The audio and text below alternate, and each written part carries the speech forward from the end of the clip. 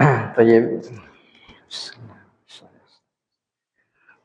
السلام عليكم ورحمة الله وبركاته. إن الحمد لله نحمده ونستعينه ونستغفره ونستهديه ونعوذ به من شرور أنفسنا ومن سيئات أعمالنا. من يهده الله فهو المهتد ومن يضلل فلن تجد له وليا مرشدا. أشهد أن لا إله إلا الله وحده لا شريك له وأشهد أن محمدا عبده ورسوله الذي لا نبي بعده. أما بعد.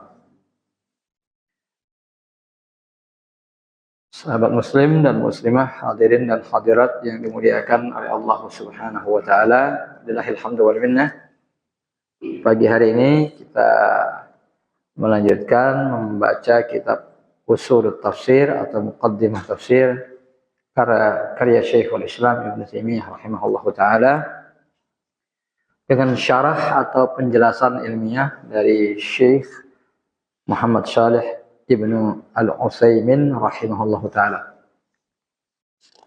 Pada beberapa pertemuan yang lalu, mungkin sekitar 2 atau 3 pertemuan, kita membahas tentang tafsir sahabat. Ya, yang pembahasan terakhir kemarin setelah membahas tentang sedikit niza perbedaan pendapat di kalangan para sahabat, kita juga sudah membahas tentang bahwasanya kalangan tabi'in sudah mengambil tafsir dari para sahabat. Berarti halaman 28. Hah? Ya, ikhtilaf tanawu. Ya.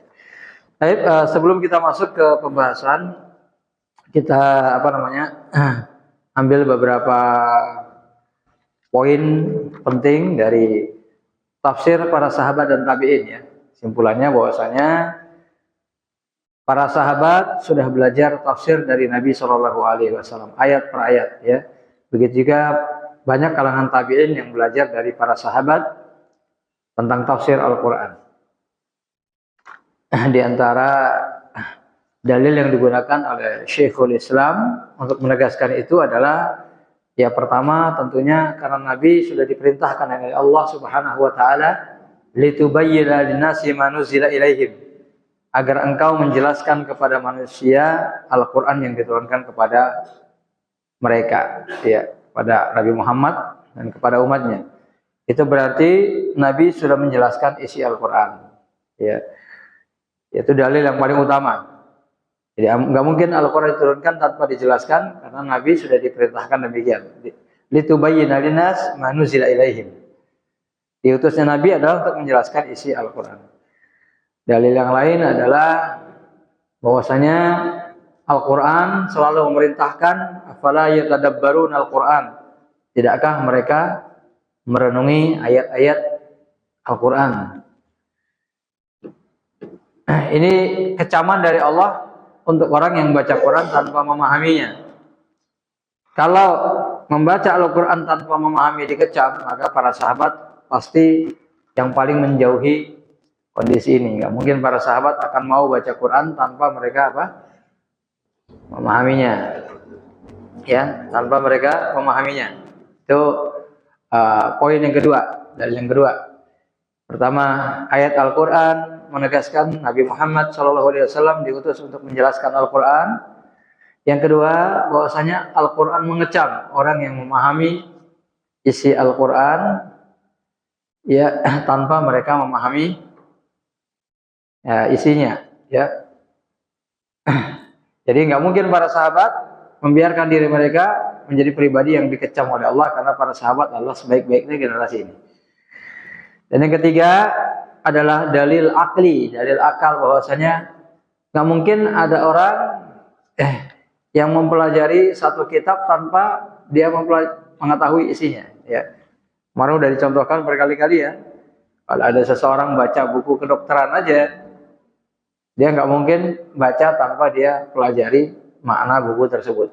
Kalau tujuannya adalah belajar kedokteran. Ya. Bahkan nggak usah itulah, baca true story aja lah ya. Membaca novel aja lah, orang baca nggak mungkin mau baca kalau dia nggak tahu isinya. Itu baru soal cerita, itu baru soal ilmu dunia. Bagaimana mungkin Al-Quran diturunkan kepada manusia, lalu mereka dibiarkan tidak paham isinya? Itu tidak mungkin. Ya, dari dalil yang ketiga adalah dalil akli. Kemudian yang terakhir adalah bahwa para sahabat radhiyallahu alaihim ajmain terbukti dalam banyak riwayat mereka kalau nggak paham satu kata aja mereka langsung nanya. Ya, mereka nggak paham satu kata saja mereka langsung tanya. Ya, seperti pertanyaan sahabat tentang makna zalim.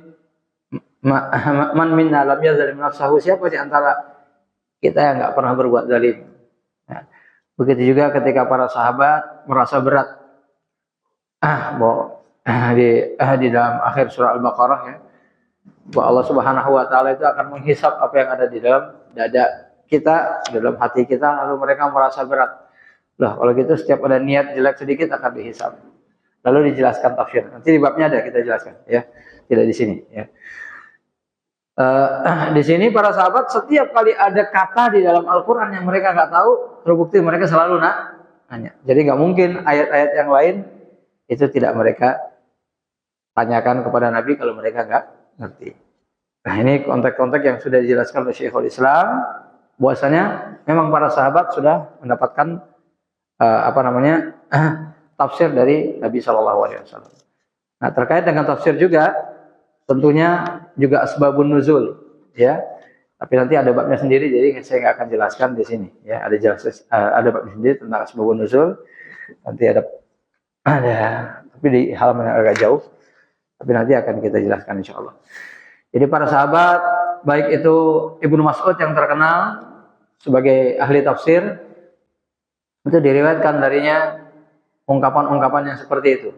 Ya, min ayatin fi kitabillahi illa wa ana a'lamu aina nazalat wa fi man nazalat. Kata beliau, setiap ayat yang ada di dalam Al-Quran aku pasti tahu di mana turunnya, kepada siapa diturunkan. Walau a'lamu anna ahadan ya a'lama bi kitabillahi minni tanaluhul mataya la taizu. Kalau ada di ujung bumi ini, selama aku masih bisa tempuh, ada orang yang ternyata tahu tentang ayat yang aku nggak tahu artinya, aku pasti datangin dia. Nah, yang semisal ini juga diriwayatkan dari banyak sahabat yang lain, termasuk Ali bin Abi Thalib. Ya, Ali bin Abi Thalib juga mengucapkan hal yang serupa. Aku tahu di mana kapan ayat itu diturunkan, abi naharin atau ambil lailin, amfi sahlin, amfi jabalin. Mau ayatnya diturunkan di gunung, ya, di pinggir laut, ya, di siang hari, di malam hari, itu semua ayat di dalam Al-Quran itu Ali bin Abi Thalib tahu kapan turunnya. Jadi bukan hanya tafsir kata perkataannya, bahkan kapan diturunkan, di mana diturunkan, tentang soal apa, ini para sahabat juga mengetahui itu. Ya, ada sebagian sahabat yang mengetahui semuanya, seperti Ibnu Mas'ud dan Ali. Ada yang tidak mengklaim mengetahui semuanya, tapi jumhur sahabat, mayoritas sahabat itu mendapatkan pengetahuan itu dari Rasulullah. Jadi itu konteksnya ya. Nah, pada pertemuan kali ini kita masuk ke pasal baru. Nah, ini sudah masuk kepada awal pembahasan tentang usul tafsirnya, ya. Judul pasal atau pembahasannya fi ikhtilafis salafi fit tafsir. Terkait dengan perbedaan pendapat para ulama salaf dalam tafsir. Perbedaan pendapat para ulama salaf dalam tafsir, wa annahu ikhtilafu tanawu'in, bahwa perbedaan pendapat mereka itu istilahnya ikhtilaf tanawu', perbedaan pendapat yang variatif, bukan kontradiktif. Jadi perbedaan pendapat yang enggak berlawanan, enggak bertentangan. Ya, ini hal pertama yang harus diketahui dalam ilmu usul tafsir, ya, dalam ilmu dasar-dasar ilmu tafsir, bahwa perbedaan pendapat para ulama salaf dalam tafsir itu namanya apa? Ikhtilaf tanawu, perbedaan pendapat yang variatif. Jadi cuman beda kulitnya aja, tapi intinya sama. Jadi kalau kita bahasakan dengan bahasa kita kayak gitu. Perbedaan pendapat yang nggak bertentangan, ya. Perbedaan pendapat yang nggak bertentangan. Tapi perbedaan pendapat yang hanya bersifat variatif saja. Apa maksudnya? Itu penjelasannya berikut ini, ya. Beliau mengatakan wal khilafu bainas salafi fit tafsir qalil.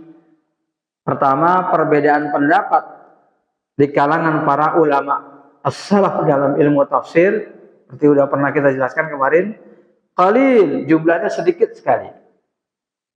Ya. Jadi dibandingkan dengan dalam ilmu lain seperti ilmu fikih, ya, ilmu akhlak, muamalah, ya, adab muamalah, maka perbedaan pendapat dalam tafsir itu sangat-sangat, ya, sedikit sekali. Ini katanya qalil, tapi kita bisa menerjemahkannya dengan sangat-sangat sedikit sekali. Sampai kepada taraf nyaris tidak ada. Itu saking sedikitnya. Wa khilafuhum fil ahkami aksaru. Perbedaan pendapat mereka dalam soal hukum, ini soal hukum fikih dan muamalat, aksaru min khilafihim fit tafsiri, lebih banyak dari perbedaan pendapat mereka dalam soal tafsir. Ini yang harus kita pahami betul, ya. Perbedaan pendapat mereka dalam tafsir itu jauh lebih sedikit dibandingkan dengan soal hukum. Wa ghalibu, dan kebanyakan ma yasihhu anhum, ma yasihhu anhum ini kembali kepada perbedaan pendapat, ya. Dan kebanyakan perbedaan pendapat yang riwayatnya sahih dari mereka. Ingat ya, yang riwayat sahih dari mereka. Perbedaan pendapat itu kan diriwayatkan dari para sahabat, mereka berbeda pendapat. Tapi riwayatnya ada yang sahih, ada yang enggak sahih. Ini kita enggak bicara yang enggak sahih. Kita bicara yang riwayatnya benar.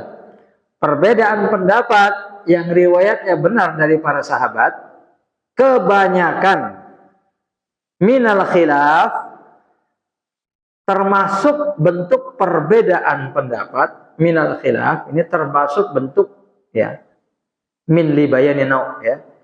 Jadi minal khilaf termasuk bentuk perbedaan pendapat, yarji'u ila ikhtilafi tanawu'in, yang kembali pada konteks ikhtilaf tanawu' atau perbedaan pendapat yang variatif, bukan kontradiktif. La ikhtilaf tadad, nah, di sini bukan ikhtilaf tadad. Ikhtilaf tadad ini ikhtilaf yang kontradiktif, lawannya. Ya. Jadi ikhtilaf tanawu lawannya ikhtilaf tadad.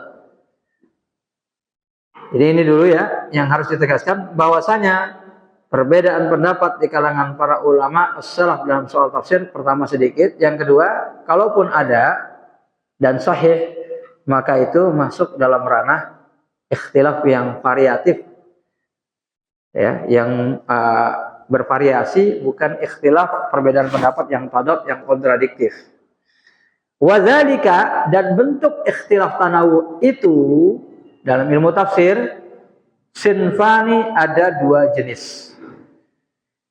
Iya, nanti dalam pertemuan ini dijelaskan satu jenisnya aja. Nanti jenis yang keduanya sekian belas halaman berikutnya. Bukan mungkin puluhan halaman kalau dengan caranya, ya. Ya, jadi agak jauh. Jadi ketika menjelaskan jenis yang pertama tuh Syekhul Islam panjang banget, ya. Baru nanti Al-Sin Fustani itu jauh dulu. Jadi bagi yang enggak teliti, ya, nyari-nyari kok enggak ada ininya. Ternyata jauh, ya. Jauh di tengah, ya. Kalau kita kan biasanya yang pertama ini, yang kedua ini, baru dijelaskan, ini enggak, ya. Tapi beliau yang pertama, kemudian jauh sesudahnya. Jadi itu yang perlu dijelaskan. Sebelum kita masuk kepada jenis yang pertama, kita baca syarah penjelasan dari Syekh Muhammad Shalih Al-Utsaimin dulu, ya. Ini enggak rumit penjelasannya karena hal yang sifatnya paling mendasar sekali dalam ilmu tafsir. Huna asbatal muallifu, di sini penulis menegaskan annas salafa, para ulama salaf, qad yakunu bainahum khilafun, kadang-kadang juga berbeda pendapat, fi tafsir Al-Quran, dalam tafsir Al-Quran. Itu enggak kita tolak adanya perbedaan pendapat di antara mereka dalam tafsir Al-Quran. Lakin khilafuhum, ini bisa dibaca dua ya. Kalau antum bacanya lakinna khilafahum. Kalau antum bacanya lakinna, itu sesudahnya khilafahum. Karena dia menasabkan lakinna khilafahum. Tapi kalau antum bacanya lakin pakai sukun, bacanya khilafuhum, ya. Tidak menasabkan. Lakin khilafuhum, ini saya baca yang satunya aja. Lakin khilafuhum, tapi perbedaan mereka fi tafsiril Quran, dalam tafsir Quran, aqallu, lebih sedikit, min ikhtilafihim, dari perbedaan pendapat mereka, fil ahkam, dalam hukum. Jadi di sini Syekh menjelaskan perbedaan pendapat para sahabat sebagaimana yang dijelaskan oleh Syekhul Islam dalam tafsir itu ada, tapi sedikit, lebih sedikit dari perbedaan pendapat mereka dalam hukum. Nah, di samping itu Syekh di sini juga mengisyaratkan ya bahwa khilaf dalam bahasa Arab, perbedaan pendapat itu bisa disebut dengan kata khilaf, bisa disebut juga dengan ikhtilaf. Tapi kata khilaf itu lebih masyhur. Ya. Jadi baina ulama, di antara para ulama ada perbedaan pendapat. Kita menyebutnya bainal ulama khilafun, di antara para ulama ada khilaf. Ya. Itu yang masyhur dan itu yang paling fasih ya dalam bahasa Arab. Nah, karena khilaf itu artinya perbedaan pendapat. Kalau ikhtilaf itu artinya bukan perbedaan pendapat. Kalau secara umum artinya berbeda aja. Ya, berbeda. Ya, benda ini berbeda dengan ini, itu ikhtilaf. Ya. Hada yakhtalifu an hada. Ini berbeda dengan ini. Nah, karena khilaf itu bukan dari kata ikhtilaf, yang benar dari kata khalafa yukhalifu. Ya. Jadi hada yukhalifu hada. Pendapat ini berlawanan atau menyelisihi, kita sering menerjemahkannya begitu. Menyelisihi pendapat ini. Yang kemudian masdarnya adalah khilaf. Tapi di sini sekali lagi Syekh sengaja menyebutkan kata ikhtilaf supaya juga jangan dianggap salah kalau itu digunakan dengan arti khilaf. Itu dalam bahasa Arab, kalau bahasa Indonesia khilaf itu ini berbuat salah ya. Maaf saya khilaf. Itu yang saya sebut kontaminasi bahasa. Jadi dari bahasa Arab masuk ke bahasa Indonesia, tapi begitu sampai bahasa Indonesia artinya jadi beda. Melalui perjalanan waktu artinya jadi beda sendiri ya. Musyarakah dari jadi masyarakat ya kan. Musyarakah itu artinya bekerja sama ya. Artinya bekerja sama, musyarakah. Makanya ada dalam ilmu fikih itu kan bab kerjasama dalam dagang. Ada mudharabah, ada musyarakah ya. Kalau mudharabah itu satu pemodal, satu orang yang jalankan. Kalau musyarakah satu pemodal, satu menjalankan, tetapi yang pemodal ini ikut jalanin juga. Namanya musyarakah. Tapi sebenarnya intinya sama. Itu arti musyarakah. Tapi masuk bahasa Indonesia musyarakah jadi artinya masyarakat. Yang dalam bahasa Arab itu masyarakat artinya mujtama. Ya, mujtama. Ya. Jadi itu namanya kontaminasi bahasa. Jadi asalnya dari Arab, tapi artinya udah nggak sama lagi. Nah, supaya jangan salah paham, khilaf dalam arti bahasa Arab yang asli artinya perbedaan pendapat, bukan berbuat salah ya. Nanti di antara para ulama ada khilaf. Yang baru ngaji kan ya, nggak tahu. Waduh, ternyata mereka saling bertengkar juga satu sama yang lain. Padahal bukan lagi bahas masalah itu ya. Kembali kepada pembahasan di sini. Li'anna tafsir Al-Quran. Kenapa perbedaan pendapat mereka sedikit? Li'anna tafsir Al-Quran. Karena tafsir Al-Quran itu kan artinya huwa tabyinu al-fazihi, menjelaskan lafal-lafalnya. Tafsir Al-Quran itu artinya menjelaskan lafal yang ada dalam Al-Quran. Ma'naha wal muradu biha, menjelaskan maknanya, menjelaskan maksudnya, kan gitu ya. Wa hadza syai'un yaqillu fihi al-khilaf. Dan ini di kalangan para sahabat ya, di kalangan para ulama salaf, bukan kita yang nggak ngerti bahasa Arab, tapi di kalangan mereka, ini persoalan yang sedikit ada perbedaan pendapat di dalamnya. Syai'un sedikit, sesuatu, yaqillu itu artinya sedikit, fihi di dalamnya al-khilafu perbedaan pendapat. Jadi kalau soal memahami lafal makna, ya, maksud daripada kata aja itu sedikit ada perbedaan pendapat. Kemarin udah dijelaskan. Karena mereka itu masih memiliki pemahaman bahasa Arab yang asli dan murni, dan Al-Quran diturunkan dengan bahasa itu. Jadi otomatis mereka rata-rata paham. Kalaupun ada nanti sedikit kata yang agak berbeda dari bahasa Arab fasih yang mereka kenal, itu kelebihan daripada Al-Quran, mereka pasti nanya. Atau Nabi pasti menjelaskan. Kan gitu ya. Begitu juga ketika Al-Quran menyebut ghairul maghdubi alaihim waladdallin, ya. Ya, bukan jalan orang-orang yang dimurkai dan bukan jalan-jalan orang yang tersesat. Ini kan secara umum sudah bisa dipahami. Ya.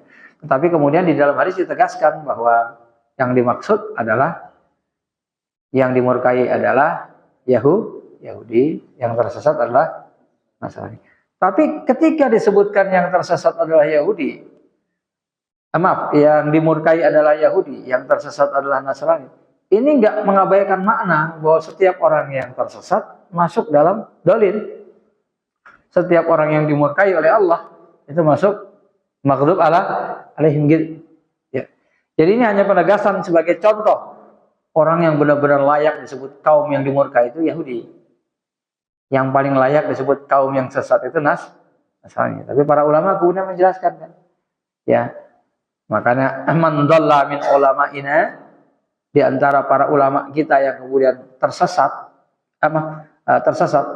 dia ulama tapi tersesat, berarti dia dimurkai Allah. Falahu syibhun minal yahud, berarti dia mirip Yahudi. Karena tersesatnya itu ngelangkain ilmu, udah tahu masih dihantam juga. Jadi judulnya itu maghdub, nanti dia dimurkai Allah. Wa man dhalla min ubadina, sementara ahli ibadah yang tersesat, beribadah tapi salah, ya, beribadah tapi nggak ikut aturan. Falahu syibhun minal nasara, dia serupa dengan orang-orang Nasrani. Ini berarti yang dimurkai bukan hanya Yahudi, yang tersesat juga bukan hanya Nasrani. Jadi begitu para sahabat mendengar ayat ini, mereka paham. Tanpa pun Nabi mengatakan yang dimaksud adalah, mereka sudah paham. Tapi begitu Nabi menjelaskan, lebih tegas lagi. Oh, contohnya ternyata itu orang Yahudi. Contoh utamanya orang Nasrani, gitu ya. Nah, kalau kita kan sering menjelaskan gitu ya. Ya, arti jahil itu orang yang nggak ngerti tentang makna, nggak punya ilmu. Jahil dalam akidah, nggak punya ilmu dalam akidah. Jahil dalam fikih, nggak punya ilmu dalam fikih. Jahil dalam sholat, nggak punya ilmu dalam sholat. Berarti anak contohnya tuh si fulan. Nah, kalau udah nunjuk contoh si fulan itu buat negaskan aja ya. Nah, contohnya si fulan ya. Orang Indonesia kalau belajar kan senang nunjuk-nunjuk itu ya. Contohnya ini, contohnya itu ya. Nah, kata contoh ini hanya penegasan, tanpa itu pun kita sudah paham. Nah, jadi makanya perbedaan pendapat mereka dalam tafsir itu dikit, karena itu hanya persoalan apa arti makna dalam Al-Quran. Nanti akan kita jelaskan lagi ya. Lakinnal ahkam, berbeda dengan hukum. Ya, lakin itu kan kata tapi ya. Tapi kalau konteksnya ini terjemahan, berbeda dengan hukum. Nah, kita menerjemahkan begitu misalnya. Berbeda dengan hukum. Karena hukum itu mabniyatun alal ijtihad. Banyak dibangun atas dasar ijtihad. Ya, hukum itu banyak faktor ijtihadnya. Seperti kemarin ya, di kajian sore ya.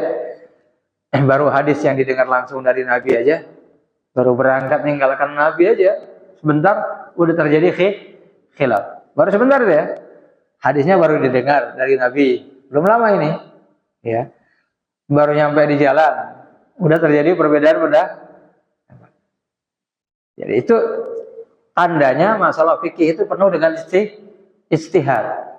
Dua orang sahabat atau dua kelompok sahabat yang sama-sama ketemu Nabi baru sebentar berpisah dari Nabi aja untuk perjalanan dan nanti akan balik lagi kok kepada Nabi, tapi mereka udah berbeda pendapat. Nah, karena hukum itu berbeda dengan hukum itu dibangun di atas ijtihad wan nazari, dibangun di atas teori ilmiah, ya. Ini penjelasannya di ilmu usul fikih ya, di sini.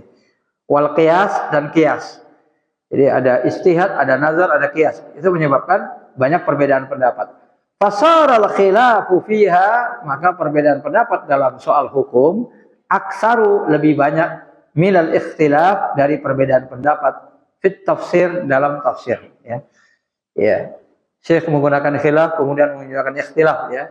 Sekali lagi untuk menunjukkan kepada kita bahwa dua-duanya itu artinya sama, boleh digunakan dua-duanya gitu menurut beliau. Dan kedua juga untuk memperindah bahasa.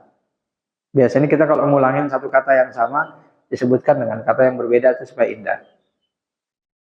Di antara kita sering terjadi, ya, perbedaan pendapat. Di antara para ulama juga sering terjadi khilaf. Nah, yang di sini berbeda pendapat secara khilaf. Nah, itu biasa dalam bahasa Arab untuk memperindah bahasa. Wadzalika, dan itu terjadi liikhtilafin nasi fil ilmi wal faham, karena perbedaan pendapat umat manusia di dalam ilmu dan pemahaman. Jadi sedikit perbedaan pendapatnya karena memang masing-masing berbeda dalam konteks ilmu dan pemahaman. Di antara para sahabat juga begitu. Ya, meskipun mereka sama-sama paham, tapi level pemahaman tetap beda. Ya, jadi perbedaan pendapat yang ada dalam tafsir itu sedikit, itu dijelaskan di sini juga sebabnya. Karena adanya level pemahaman yang berbeda. Contohnya saja Ibnu Abbas. Ya. Ibnu Abbas itu level pemahaman dalam tafsirnya kan beda dari yang lainnya, karena didoakan Nabi. Kemarin kita sudah jelaskan ya bahwa kadang-kadang Umar bin Khattab itu sering ngumpulin anak-anak yang mereka itu memang orang-orang yang cerdas, ya, yang paham tafsir, waktu mereka berdiskusi, disaksikan oleh Umar. Ya, asik banget ya. Umar menyaksikan shighar sahabat, para sahabat yang umurnya, usianya muda, ya, masih kecil bahkan, berdiskusi soal tafsir Al-Quran. Suatu ketika Umar bin Khattab membaca firman Allah di hadapan mereka. Idza qila lahu ittaqillahu akhlaqhu al-izzatu bil ithm. Ada orang yang ketika dikatakan kepadanya bertakwalah kepada Allah, dia angkuh, nggak mau nerima. Akibat dia banyak berbuat dosa, ya, jadi otaknya nggak nyambung dengan kebenaran. Nah, gitu ya. Akhlaqhu al-izzatu bil hasbuhu jahannam wala bi'sal mihad.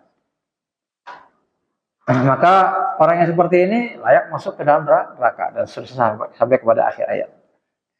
Kemudian wa minan nasi man yashri nafsahu ibtigha'a mardatillah. Allahu ra'ufun bil ibad. Sementara di antara manusia itu ada orang yang sudah menjual dirinya untuk Allah. Ya. Ketika Umar menjelaskan itu, paham kalian? Ya, gitu ya. Terus Ibnu Abbas ngomong sama yang di sampingnya dengan suara pelan. Katalah berjulan, ada dua orang yang berperang. Umar dengar kan? Nah, taqul ya Ibnu Abbas. Kamu ngomong apa tadi? Terus karena yang nanya itu Umar bin Khattab, Ibnu Abbas bilang, la syai' ya. Enggak kok. Saya dengar kamu ngomong tadi, iqtatala rajulan, ya, dua orang saling berperang. Maksud saya gini, tadi kan dikatakan ada orang yang kalau dikatakan kepadanya bertakwalah kepada Allah, ya, lalu dia nggak mau nerima karena sombong. Sementara temannya yang peringatkan itu, ya, yang ingatkan dia langsung mengatakan, saya ini orang yang sudah menjual diri saya karena Allah. Maka keduanya pun akhirnya bertengkar dan perang. Ya, itu nazar, ya, dari Ibnu Abbas tentang itu. Maka Umar mengucapkan salah satu ungkapan yang termasyhur, ya, walillahi, ya, biladuka ya Ibnu Abbas. Walillahi biladuka ya Ibnu Abbas. Artinya ini memang sudah mainnya kamu, ay. Kalau bahasa ini kita gitu ya. Ini udah areal bermainnya kamu, maksudnya emang udah daerahnya kamu ya, wilayahnya kamu, ilmunya kamu gitu ya. Walillahi biladuk ya Ibnu Abbas. Jadi konteksnya di sini Ibnu Abbas punya tingkat kecerdikan yang luar biasa. Mereka sama-sama paham ini. Karena secara makna ada orang yang apa namanya? Ya yang sombong nggak mau menerima kebenaran, tapi ada orang juga yang membela kebenaran kalau perlu dengan darah dan jiwanya gitu. Nah, kalau dua orang ini ketemu, wah, bisa perang ini gitu ya. Dan itu dijelaskan dalam ayat. Rangkaian itu hanya bisa dipahami dengan taufik namanya ya. Dan Ibnu Abbas memang sudah muwafaq, diberikan taufik untuk paham dengan hal-hal yang seperti itu. Yang sering saya bilang dengan lataiful muwafaqat atau al-ma'ani al-latifah, makna-makna yang halus. Jadi di antara para ulama juga, ulama fikih dan lain sebagainya, meskipun mereka mendapatkan dalil yang sama, dapatkan ilmu yang sama, tapi ada yang bisa melihat hal-hal halus yang tidak bisa dilihat yang lain. Dan itu berkat taufik dari Allah Subhanahu wa taala. Dan hal-hal halus ini bukan hal yang menimbulkan pertentangan, enggak. Biasanya dia menambah saja makna yang sudah ada. Karena yang disampaikan Ibnu Abbas ini kan enggak mengubah makna ayat kan. Maknanya tetap sama, tapi dia melihat sisi lain. Ya. Sisi lain ya yang ada di dalam hadis tersebut. Di dalam ayat tersebut. Itu contohnya ya. Waqad sabaqa lana, sebelumnya sudah dijelaskan, anqulna, sudah kami katakan, inna hunaka farqan. Ada perbedaan pendapat bainat tafsir bil makna, tafsir dengan makna, wa tafsir bil lafzi, dengan menafsirkan lafal. Ini enggak dijelaskan lagi ya. Fa tafsirul lafzi syai'un, menjelaskan lafal itu sendiri, wa tafsirul makna, sementara tafsir makna alladzi yuradu bil ayah, yaitu yang dimaksudkan dengan ayat, syai'un akhar, itu juga sendiri. Ai anna lafza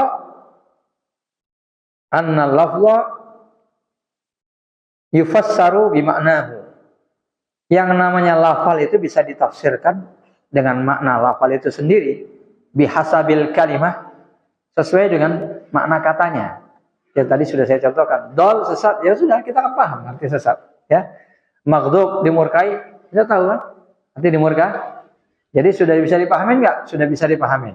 Itu maknanya begitu ya. Asalkan orang itu mengerti bahasa Arab yang asli, dia pasti paham maknanya.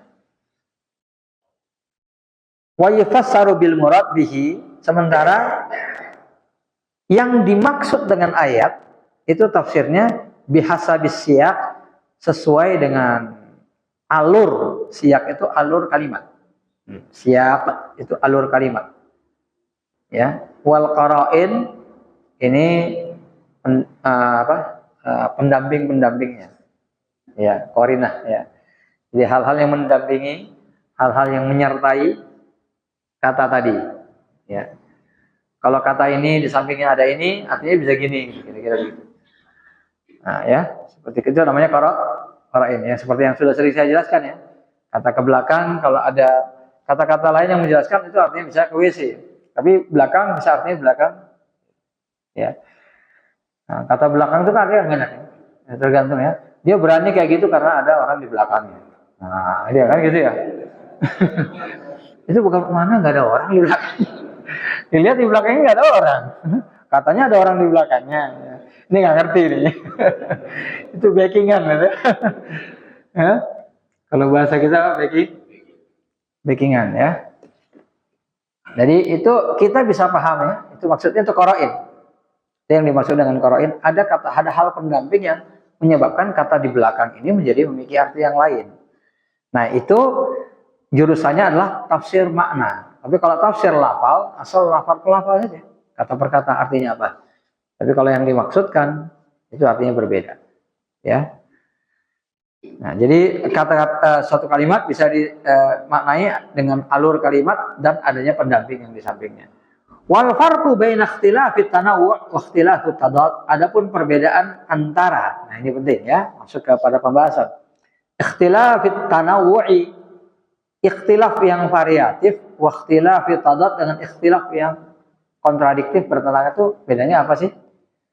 An-ikhtilafat tadad, perbedaan pendapat yang kontradiktif, la yumkinul jam'u fihi bainal qaulain, di mana dua perbedaan pendapat itu nggak bisa disatukan, nggak bisa dikompromikan. Itu berarti kontra. Sahabat ini mengatakan gini, sahabat ini mengatakan gini. Wah, nggak bisa disatukan, nggak bisa dikompromikan.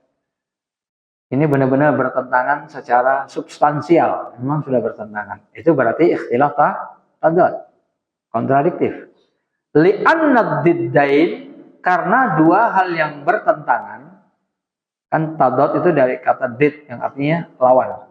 Li'anna diddain, karena dua hal yang berlawanan, la yajtami'ani, nggak mungkin bersatu dalam makna, karena sudah jelas bertentangan, berlawanan. Sementara ikhtilaf atau khilaf yang ada dalam tafsir itu bukan ikhtilaf yang seperti ini, bukan yang bertentangan, tapi ikhtilafut tanawu. Maka wakhtilafut tanawu'i, adapun ikhtilaf atau perbedaan pendapat yang variatif, yumkinul jam'u bainal qaulainil mukhtalifain, masih mungkin dikompromikan antara dua pendapat yang berbeda tadi. Itulah yang disebut dengan ikhtilaf apa? Tanawu. Jadi intinya ikhtilaf tadad itu nggak mungkin disatukan karena berlawanan. Tapi kalau ikhtilaf tanawu, perbedaan pendapat tanawu itu bisa dikompromikan. Li'anna kulla wahidin, karena masing-masing minhuma, dari keduanya. Ini sebenarnya beliau sudah menyebutkan langsung contohnya. Karena masing-masing di antara keduanya itu seperti orang yang zakara nau'an, hanya menyebutkan satu contoh aja. Wan nau'u dakhilun fil jinsi, ya, nau' ya, satu contoh macam, ya. Wan nau'u, contoh macam itu, dakhilun fil jinsi, masuk dalam satu jenis, ya. Wa idza tafaqa fil jinsi, kalau secara jenis bersatu, fala ikhtilaf, maka tidak berbeda pendapat. Nanti sebenarnya akan dijelaskan, ya. Tapi sebagai contoh sederhana itu, ya, nanti ada babnya juga. Ini sebagai pembuka untuk memahami apa yang dimaksud oleh Syekh di sini. Ya, contohnya kalau seorang dokter menganjurkan kepada pasiennya, kamu harus banyak mengkonsumsi vitamin C, ya. Ya, nanti kalau ke rumah beli jeruk, itu kata dokternya. Terus dia pergi ke dokter yang lain. Ya, suatu ketika dengan kasus penyakit yang sama, kalau kamu harus banyak-banyak minum vitamin C, ya. Ya. Nanti kalau pulang beli pepaya, beli ini, ya. Pepaya itu kan kandungan vitamin C-nya tinggi, vitamin A-nya juga tinggi. Ya, itu salah satu buah paling bagus di Indonesia, ya. Iya, pepaya. Vitamin C-nya lebih dari jeruk, vitamin A-nya lebih dari wortel. Nah, itu buah murah meriah tapi bagus banget itu, ya. Saya kalau dapat paya di mana-mana saya makan. Biar yang murah. Murah meriah tuh, ya. Aduh, masya Allah, sudah mulai, ya. Nggak usah yang lain, kasih paya aja, ya. Pintar juga ini, ya. Ini orang dagang ini. Ya. Iya, kalau udah puas dikasih paya, ngapain kasih yang lain, ya. Ya, jadi ya kita bahas di sini, ya. Dokter ini nyuruh apa? Ya kan jeruk. Cara ngasih makan paya, waduh, ini beda nih. Padahal sebenarnya sama. Intinya adalah buah yang mengandung vitamin C. Cuman contoh yang disebutin Nah, kira-kira seperti itulah perbedaan pendapat yang namanya ikhtilaf tanawu. Salah satu contohnya. Yang satu hanya menyebutkan macamnya aja, dari satu jenis yang sama. Yang sana nyebutin macam yang lain, tapi jenisnya sama. Nah, ini ikhtilaf tanawu yang bisa dikompromikan karena pada hakikatnya jenisnya sama. Wa ala dzalik fakhtilafu tadad. Oleh sebab itu kita katakan di sini perbedaan pendapat yang kontradiktif, berlawanan, artinya annahu la yumkinul jam'u bainal qaulain. Ketika perbedaan pendapat itu nggak bisa disatukan. Oh, ternyata benar-benar nggak ketemu. La bijinsin wala binauin, secara macam, secara jenis memang udah beda nih yang ngomongin ini, ya. Ini jurusannya kalau kita biasanya jurusannya udah beda ini ya. Berarti jurusannya beda berarti udah nggak nyambung ya. Kalau bahasa kita ini nggak nyambung ya. Itu ikhtilaf tadad.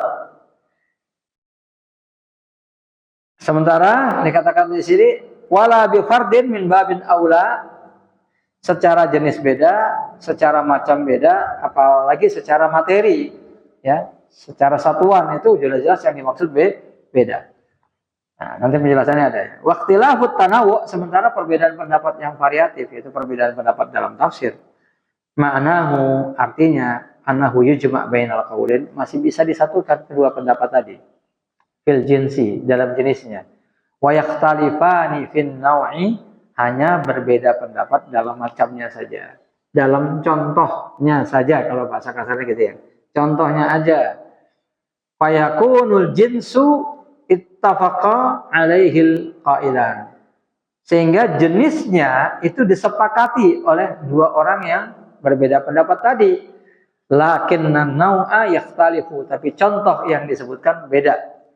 Wahina idzin la yakunu hadza ikhtilafan, maka pada dasarnya itu sebenarnya bukan perbedaan pendapat.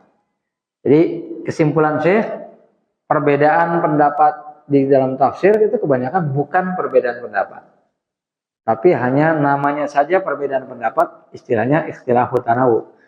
Ikhtilafut tanawu itu sebenarnya nggak berbeda. Seperti seorang dokter yang menyebutkan contoh ya, satu vitamin dengan buah yang berbeda dengan buah yang disebutkan dokter yang lain, kira-kira begitu. Li'anna dzikra kulla wahidin minhuma naw'an.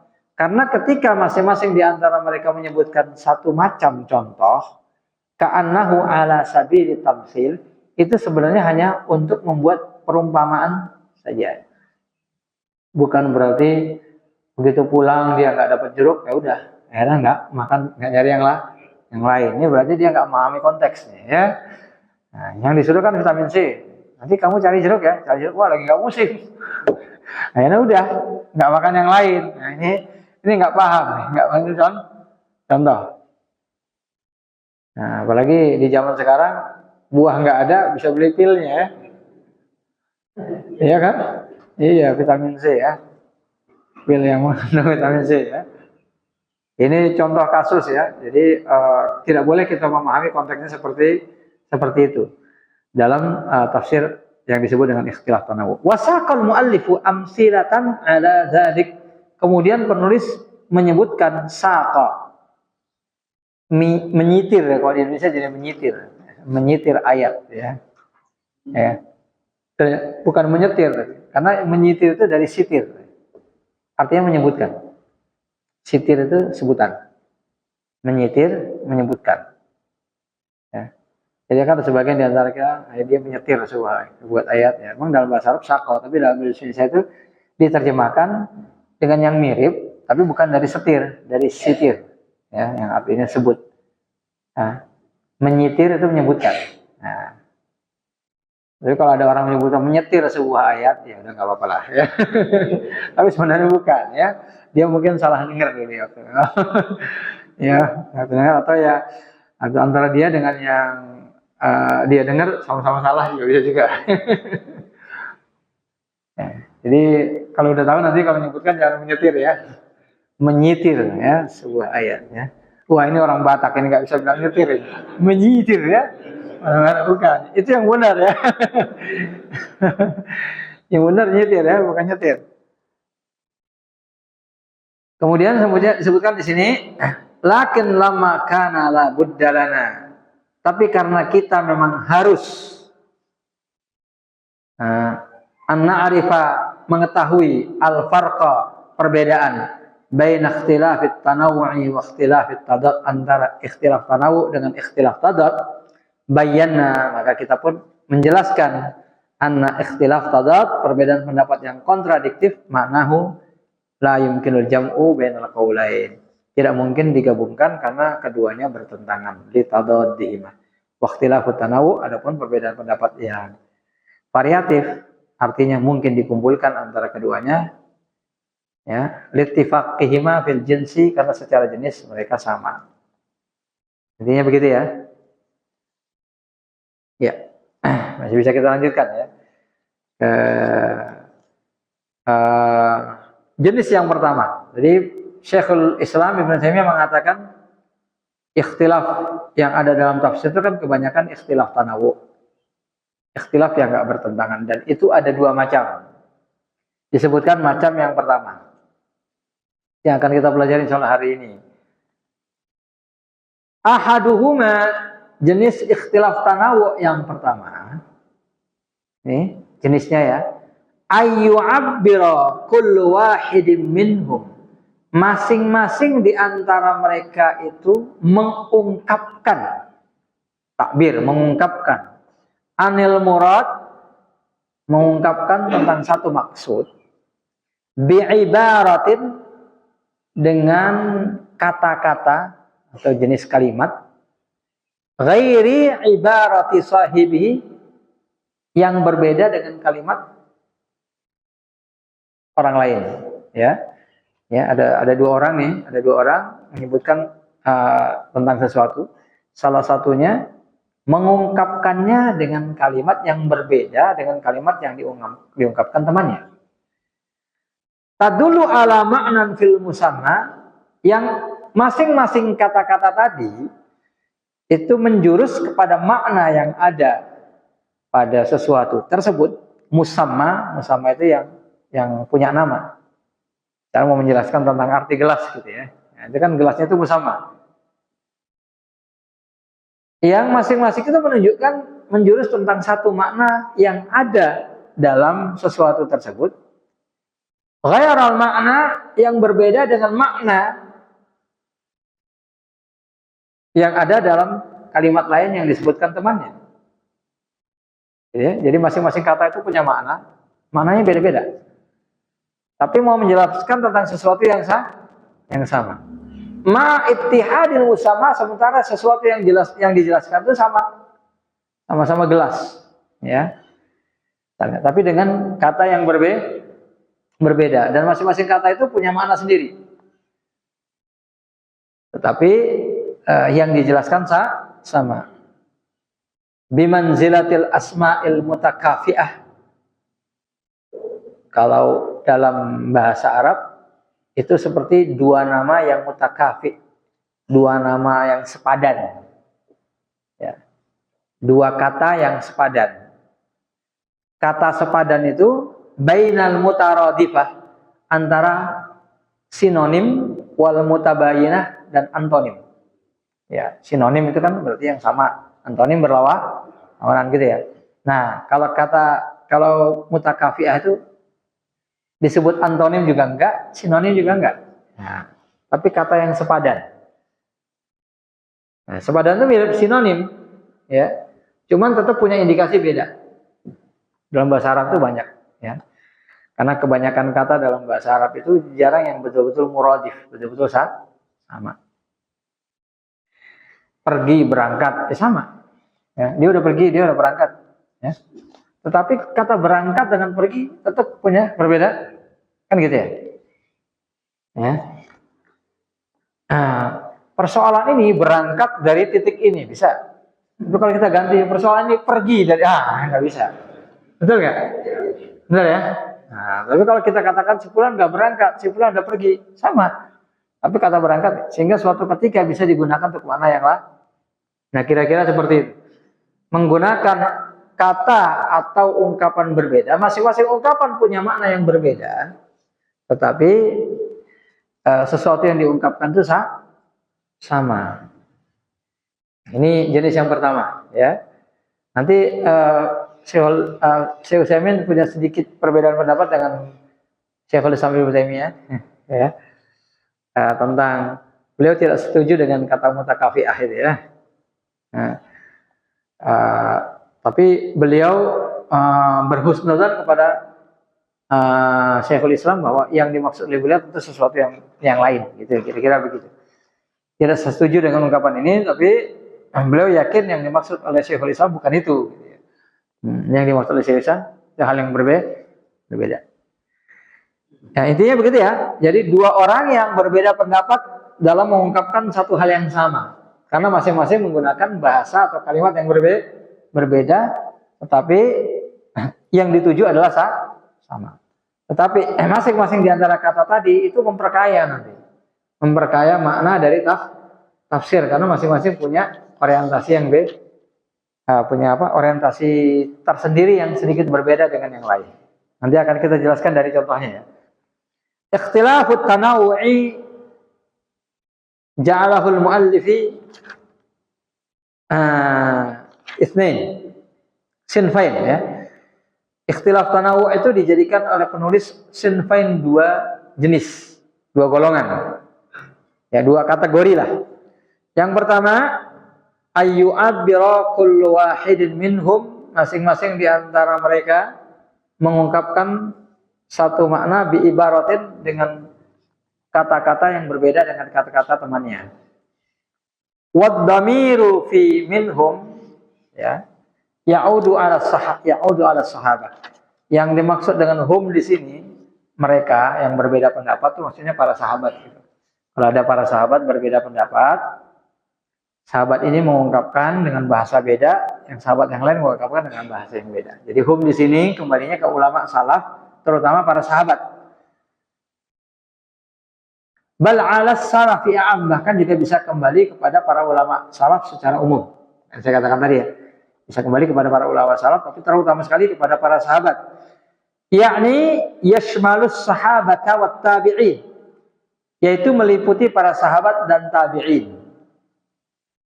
Yu'abbiru, saya mengatakan begini, yu'abbiru bi'ibaratin, masing-masing di antara sahabat atau tabi'in atau siapapun itu dari para ulama salaf mengungkapkan satu makna dengan kata-kata ghairi ibarati sahibi, yang berbeda dengan kata-kata sahabat yang lain atau ulama yang lain. Lakin tetapi tadullu ala ma'nan fil musamma ya. Tetapi menunjukkan satu makna tertentu pada sesuatu yang ditafsirkan tadi, ghairal ma'nal akhar, yang berbeda dengan makna lain, yang berbeda dengan makna yang ada dalam kata yang lain, ma'a ittihadil musamma, sementara yang dimaksud itu sama. Ya, jadi yang dimaksud sama, kata-katanya beda, dan masing-masing di antara kata itu membawa makna-makna tersendiri yang beda. Wa makna dzalika annahum ittafaqa 'alal murad. Tapi intinya mereka berdua sepakat dengan maksudnya, yang dimaksud sama. Enggak ada perbedaan dengan maksud yang dan tujuan mereka. Lakin tapi masing-masing abbara kullu wahidin, masing-masing mengungkapkan minhuma anhu, mengungkapkan tentangnya bitakbirin, dengan cara ungkapan ghairi takbirin akhar, yang berbeda dari yang lain. Wa illa, tetapi pada hakikatnya terjemahannya fahuma muttafiqan, mereka itu sepakat. Ya, mereka enggak berbeda pendapat.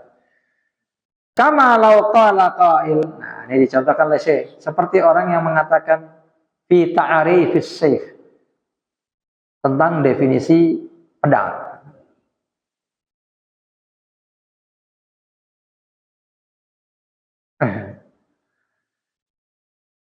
Nah, tentang definisi pedang, seorang mengatakan huwal muhannad.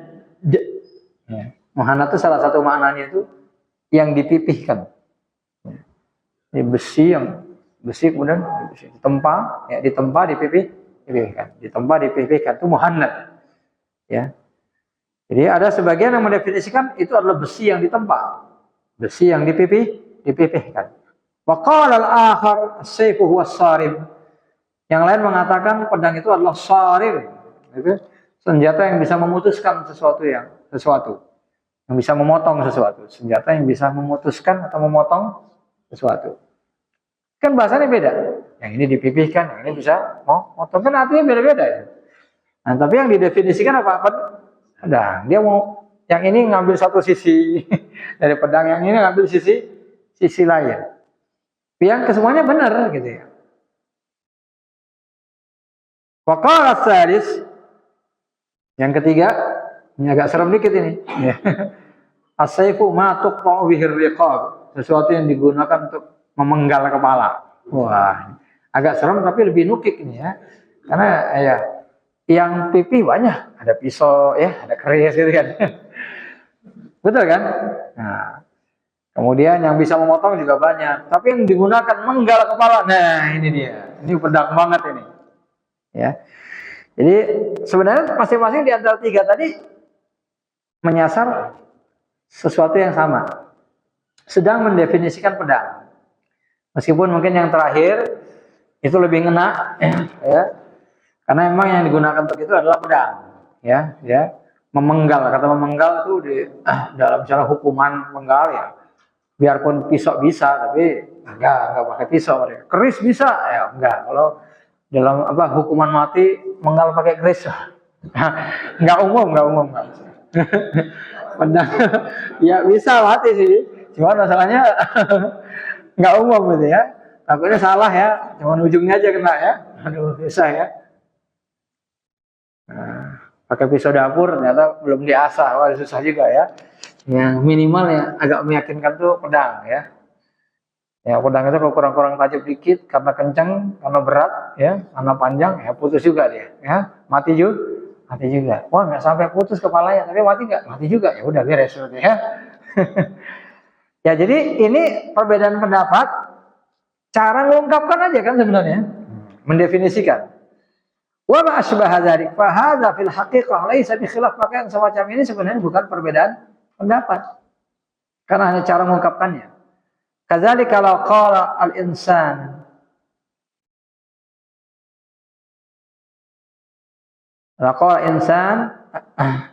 kalau ada seseorang mengatakan al-Ghadhanfar huwal asad. Yang dimaksudkan dengan Ghadhanfar adalah asad, singa. Wa qala akhar al-Ghadhanfar al-Qaswarah. Ya. Qaswarah itu ada dua. Ya, jadi ada yang mengatakan Qaswarah itu singa, ada yang mengatakan Qaswarah itu manusia. Ya. Jadi iya farad min Qaswarah. Ya, jadi binatang yang contohnya binatang di sini keledai ya. Nah, keledai itu kalau keledai itu piaraan manusia, dia akan lari ngelihat singa. Tapi kalau keledai itu liar, dia akan lari ngelihat manusia. Karena keledai yang udah jinak ngelihat manusia nggak lari lagi. Dia hanya lari ngelihat singa. Ya. Karena ngelihat manusia udah biasa, dia pelihara manusia. Ya, makanya Qaswarah menurut terjemahan para ulama, nanti ada babnya juga sendiri di sini, tapi di kedepankan di sini. Jadi Qaswarah itu bisa artinya singa, bisa artinya manusia. Jadi insan Ghadhanfar itu kadang-kadang diterjemahkan dengan asad dan kadang-kadang diterjemahkan dengan Qaswarah. Ya, Qaswarah itu sekali lagi makna lain dari singa, tapi nanti sebenarnya nanti Qaswarah ada dua, kadang singa, kadang manusia. Agak jauh kayaknya penjelasan, tapi nanti ada.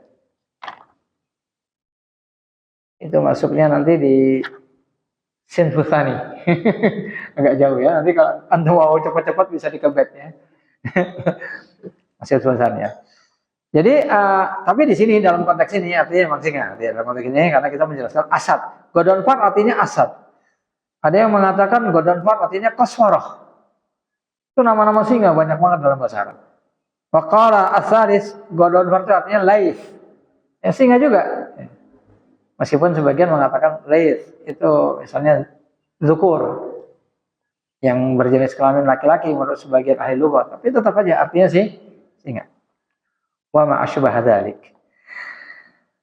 Nah, jadi ketika ada yang menerjemahkan ini dengan makna lain dari singa, ini makna lain lagi dari singa, ya sama saja. Itu juga artinya, ya. Tapi masing-masing di antara asad, Qaswarah, laif itu secara makna detailnya itu tetap ada perbedaan. Ya, karena itu jenis-jenis daripada singa. Wa ma asbaha dzalik dan lain-lain. Falaisa hadza khilafan. Ini bukan perbedaan pendapat. Wala tanawwu'an aidan, bahkan bukan merupakan macam yang berbeda. Lakin kullu lafzatin, tapi masing-masing di antara lafal tadullu ala ma'nan, menunjukkan satu makna. La tadullu alaihi lafdzatul ukhra, yang berbeda dengan makna yang ada dalam lafal yang lain. Fal musamma wahid, tapi yang dituju adalah satu. Nah, jadi intinya ini perbedaan cara mengungkapkan aja, itu kesimpulannya gitu. Ya, istilah tanawu yang pertama adalah perbedaan cara mengungkapin aja yang beda, tetapi tujuannya sama. Tapi ingat, cara mengungkap itu nanti akan bisa menjadi pengayaan makna tafsir. Ya. Bahwa yang dimaksud itu memang itu, tapi pengayaannya adalah banyak. Seperti di dalam hadis Nabi, terjemahan dari kita akan mengikuti orang-orang sebelum kita. Ya, sampai masuk lubang biawak pun kita akan. Dalam satu hadis yang sahih, riwayat Bukhari, ya, itu dikatakan siapa mereka? Apakah mereka itu Yahudi dan Nasrani? Kalau bukan mereka siapa? Siapa lagi? Jadi mereka itu Yahudi dan, tapi dalam hadis yang lain, riwayat Bukhari juga, dan hadisnya sahih juga. Apakah mereka Persia dan Romawi? Kalau bukan mereka siapa? Siapa lagi? Pasal Persia, Romawi, Yahudi, Nasrani itu dua hal yang beda loh. Karena Persia itu lebih mewakili agama maju. Romawi memang benar mewakili agama Nasrani. Tapi Majusi bukan Yahudi. Jadi inti daripada hadis ini, kalau orang-orang dulu tersesat, sehebat apapun ketersesatan mereka, itu nanti ada juga di antara ulama. Di antara umat ini, di antara manusia di zaman ini yang akan ngikutin mereka. Oh, dulu di zaman Bani Israel ada anak menzinai ibunya, ya, di zaman sekarang. Ya, zaman juga ada. Ya, pokoknya yang aneh-aneh, ya. Sampai dikatakan dalam satu hadis, ya,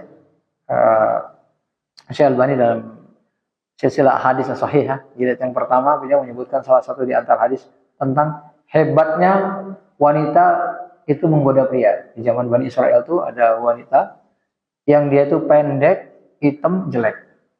Pendek, hitam, jelek. Itu udah akumulasi, ya, dari 3 sifat wanita yang dijauhi laki-laki, ya. Pendek, cakep, masih salah, ya. Kan gitu, ya. Ya. Pendek, agak jelek, tapi masih putih, masih ada lah, ya. Udah pendek, hitam, jelek. Waduh, kumpulan, ya. Tapi wanita ini berhasil menggoda banyak pria itu. Ya, dia menggunakan kaki palsu. Jadi kelihatan tinggi. Orang nggak tahu dia. Ternyata dia sebenarnya pendek, tinggi. Nah, iya. Kemudian dia pakai wangi-wangian yang luar biasa. Orang dari jarak jauh aja udah tertarik. Menghias wajahnya. Kemudian menginikan kulitnya. Begitu hebatnya wanita itu memoles diri supaya laki-laki itu tertarik, ya nggak? Ya, di zaman dulu, di zaman Bani Israel, nah, gitulah wanita. Kalau jadi wanita itu dengan segala kekurangannya aja masih bisa inikan laki-laki, ya, dengan memoles kekurangan itu, ya. Hati-hati nih, ya, banyak wanita-wanita yang palsu kan gitu, ya. Kalau zaman dulu ada, zaman sekarang ada nggak? Ada. Nah, kadang-kadang lebih hebat lagi, ya. Caranya lebih canggih, nggak perlu biaya mahal, ya kan? Ya, cuman modal kamera aja. Ya kan, yang jelek kelihatan cakep, ya. Baru pas sudah mau ketemu, buru-buru operasi plastik. Wah, mau ketemu nih bulan depan operasi plastik dulu lah. Kalau waktu ditampilannya cakep, ini jelek, waduh, supaya nggak ketahuan operasi plastik dulu. Ya, jadi konteksnya seperti itu, ya. Contoh yang disebutkan oleh Nabi itu dulu, itu orang Yahudi ada, Nasrani ada di satu sisi, Romawi dan Majusi di sisi yang lain juga ada. Karena masing-masing punya sejarah nih, punya sejarah dengan kesesatan mereka yang berbeda-beda. Romawi, Persia dengan zaman kemasan mereka dengan segala kesesatan mereka. Yahudi dan Nasrani dengan keyakinan mereka. Jadi dua-duanya contoh itu benar.